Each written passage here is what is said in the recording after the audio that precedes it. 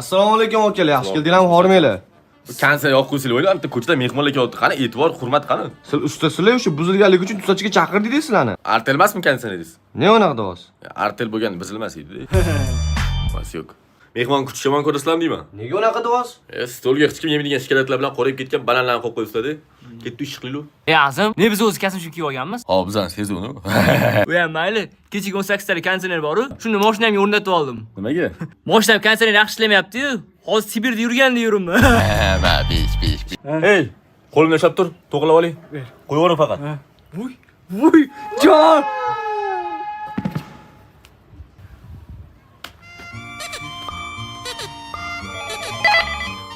Kim? Men kanser tuzatadigan bo'laman. Kanserchilar shu dedi-yu. Men tepadan pastga tushib ketdim hozir. Yoningizdagi it shotdami? Mane tot aka. O'shani tez pastga tushirib oling. So'rab olishim kerak, tez. Salmesiyordu hozir. Olyapman.